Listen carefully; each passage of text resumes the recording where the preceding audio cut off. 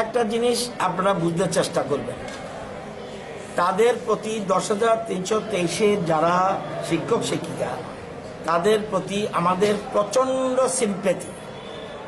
আমাদের মুখ্যমন্ত্রী পরিষ্কারভাবে বলেছে, আমরা যে পোস্ট ক্রিয়েট করেছি এর মধ্যে অ্যাডভার্টাইজমেন্ট দেওয়া হয়েছে group C and group D, এবং সেখানে 5,000-এর উপর প্লাস আরও শিক্ষকের 4,000, তো এখানে 9,000-এর মতো।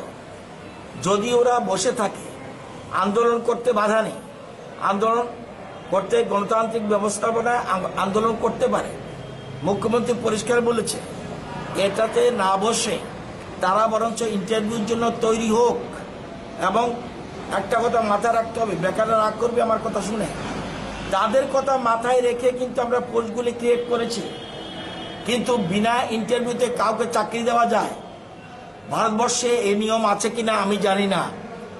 ভারতবর্ষে কোথাও সবাই যদি বলে আমি আইন মানবো না, কিচ্ছু মানবো না, আমাকে ইন্টারভিউ ছাড়া চাকরি দিতে হবে, এটা কি কোনো সরকার পারবে?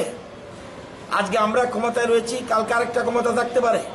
কোনো যদি রাজনৈতিক দল বলে ইয়েস ইন্টারভিউ ছাড়া চাকরি দিয়ে দাও, তাহলে তো আমি বলবো এটা অসাংবিধানিক এবং বেআইনি, যেটা কোনো মতে কেউ মেনে নেবে না। এবং সেই জন্য তাদের কথা, আমাদের আউটসোর্সিংয়ের চিন্তা করেছিলাম, কিন্তু তারপরেও যেহেতু সরকারি চাকরির কথা উঠেছে সেজন্য আমরা এই পোস্ট ক্রিয়েট করেছি। এবং মাথায় রেখে তাদের মধ্যে আমরা বিশ্বাস অধিকাংশ ছেলে মেয়ে এই সুযোগ পাবে, এবং তাদের জন্য আমরা এইজ রিল্যাক্সেশন করে দিয়েছি, যাতে 23 পর্যন্ত যে কোনো পরীক্ষা তারা অংশগ্রহণ করুক, সুযোগ পাবে। এবং তাদের কথা মাথায় রেখে কিন্তু পোস্ট, এর বেশি কিছু আমি খোলাসা করে বলবো না। কিন্তু ইন্টারভিউ ছাড়া চাকরি, আপনার সাংবাদিক বন্ধু আমাকে বলুন, ইন্টারভিউ ছাড়া চাকরি দেওয়া যায় কিনা কাউকে? সুপ্রিম কোর্টের রায়ে তাদের চাকরি গেছে, হাইকোর্টের রায়ে তাদের চাকরি গেছে, কোন সরকার তাকে বাদ দেয়নি।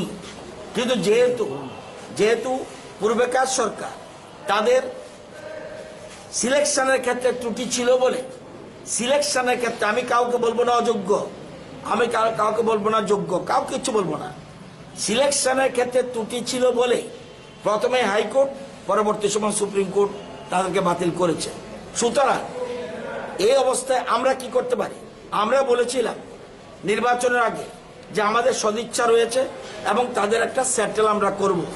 আমরা বেশ কয়েকবার একের অধিক আমরা সুপ্রিম কোর্টে তাদের জন্য এক্সটেনশন এনেছি, কিন্তু এরপরে আর এক্সটেনশন দেয় না। সেই জন্য আমরা তাদের জন্য পোস্ট ক্রিয়েট করেছি, এবং তারা ইন্টারভিউ দিলে আমার বিশ্বাস তাদের অনেকের সুবিধা হবে। যারা বাদ যাবে তাদের কথা আমাদের মাথায় রয়েছে, কি পদ্ধতিতে তাদের নিতে হবে, সবটা এর বেশি প্রকাশ্য বলা চলবে না। কিন্তু মুখ্যমন্ত্রী বারবার অনুরোধ করেছে, আমি জানি না কেন এরপরে বসে রয়েছে। কোনো রাজনৈতিক ইন্ধনে যদি কেউ বসে থাকে আমার কিছু বলার নেই, কিন্তু আমি জানি 10,323 সবাই এখানে আসেনি।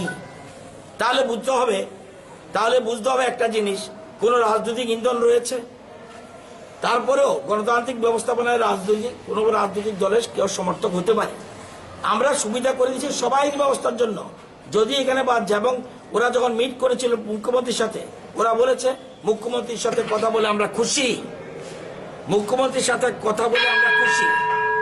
এবং সেই খুশি, তাহলে যদি খুশি হয়ে থাকে মুখ্যমন্ত্রী এই কথা, এরপরেই তো 3-4টা অর্গানাইজেশন রয়েছে, সবার সাথে কথা বলে পরবর্তী সময় পোস্ট ক্রিয়েট করে দিয়েছে, অ্যাডভার্টাইজমেন্ট যুদ্ধ হয়ে গেছে, এবং সবাই নাম, অনেকের মধ্যে 10,323 মধ্যে অনেকে কিন্তু নাম জমা দেওয়া শুরু করে দিচ্ছে এবং প্রিপারেশন নিচ্ছে।